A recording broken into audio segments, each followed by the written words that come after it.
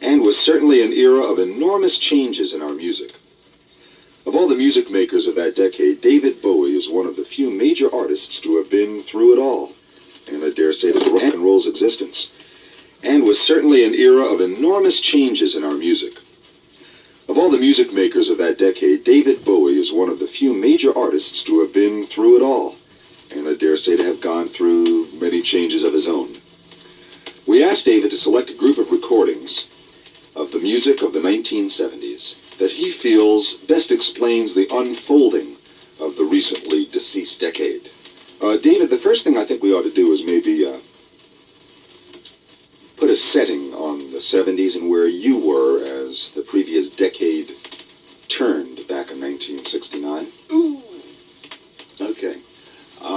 What I remember more than anything else, I was very much a London person. So what I was doing a lot of was what was called mixed media in the late 60s, which really sort of involved doing stage shows and throwing as many gimmicks and ideas in as you could, really, but using film and poetry and dance, and a lot of interesting things came out of it, I suppose. Bands like Tyrannosaurus Rex were involved, who later became T-Rex. Crazy World of Arthur Brown, of course, was a very big, important band on that circuit at the time. I think everybody got up very late, about 11 o'clock at night.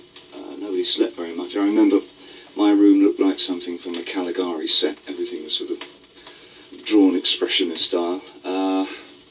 Everybody wanted to be like Picasso and Dali and put belladonna in their eyes, make them go red and go out with black capes on. We were very influenced by Syd Barrett, I think. He was a big influence at that particular time, just at the breakover, because already that was all falling apart with Pink Floyd, but Barrett was still remembered as being the one that was in touch. I mean, he was the one that really had black nail polish and all these black capes, and was sort of a Phantom of the Night kind of figure, kind of like the Morrison thing over here. I think from that sort of trigger point, that's, as the English always do, we got very theatrical about it and evolved this other thing, which eventually in the early 70s became glam rock, I suppose. Out of that flower power thing came the mixed media events, which in turn got very art schooly and turned out this sort of combining theatre and rock. I think we just used it as a, well, the people that I was knocking around with, they were mainly painters and musicians anyway. So we sort of thought, well, where can we go from flower power? Because it really didn't mean as much in England as it did in America, obviously, because the whole different social thing was happening in America. Well, basically the war was the impetus. Absolutely. In America, which of course England was not all that involved in. Well, we are a removed race anyway. It was a bit indifferent. But that indifference did produce a sort of a really great energy in London at the time. It was a very exciting period.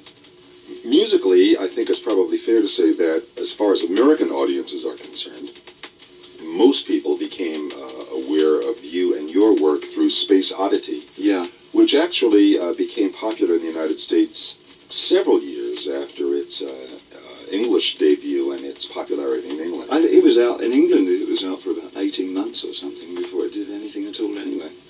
It's an extraordinarily slow record, a real sleeper.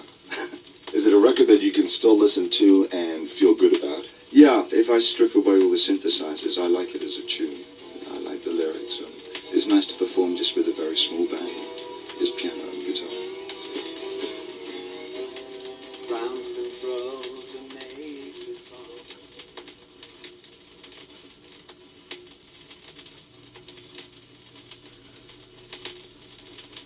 And now we continue with David Bowie's retrospective of the 1970s, John, I'm Only Dancing.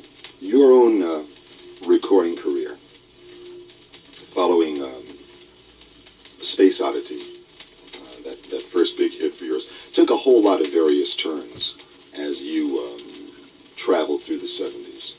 And I wonder if you can think back to the early part of the decade and the kinds of things that were influencing you musically, and why your music took the turns that it did in the early part of the 70s. Well, again, going, as I said earlier, against that whole thing about flower power and the whole humanism approach, I wanted to completely reverse that and backstep and try and work in a world, in some kind of strange micro world, where the human element had been taken out, where we were dealing with a technological society, and that started that particular stream of thinking for the man who sold the world. That produced that kind of music, where I got involved with robots and synthesizers for the first time.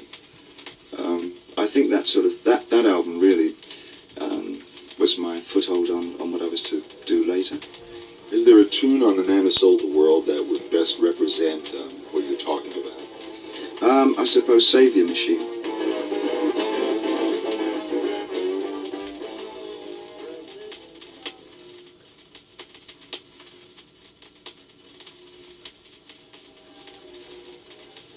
Savior Machine. Absolutely.